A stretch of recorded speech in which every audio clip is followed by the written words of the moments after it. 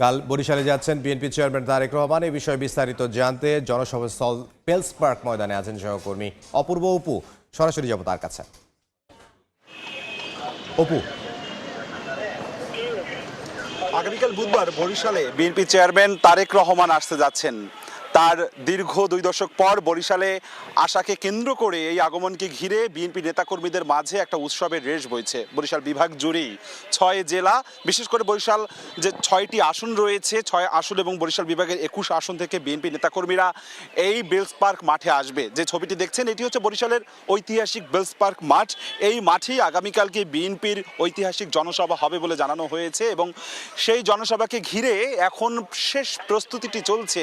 মঞ্চসজ্জা, মঞ্চের আশপাশে ঘিরে নিরাপত্তা বলয় তৈরি করা এবং সব ধরনের প্রস্তুতি সম্পূর্ণ করার কথা জানিয়েছেন এখানকার বিএনপি নেতাকর্মীরা। তারা বলছেন যে তারেক রহমানের আগমনকে ঘিরে তারা নতুনভাবে জেগে উঠেছে, কেননা দীর্ঘ 20 বছর পর তিনি বরিশালে আসছেন।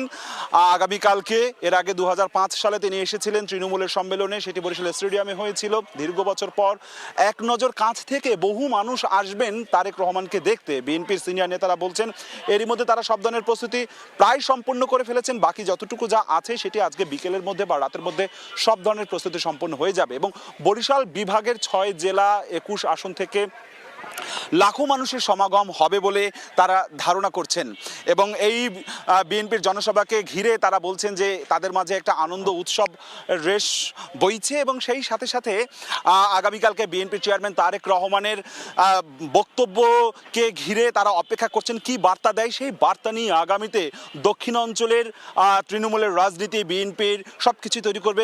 আগামী সুখী সমৃদ্ধ বাংলাদেশ বিনির্মাণ করতে একাট্টা হয়ে বিএনপি নেতাকর্মীরা কাজ করবেন বলে জানিয়েছেন। আমার কাছে আপাতত আগামীকালকে যে জনসভা সেখান থেকে হবে তার প্রস্তুতির সবশেষ এতটুকুই খবর ছিল। বরিশাল থেকে সহকর্মী অপূর্ব অপু।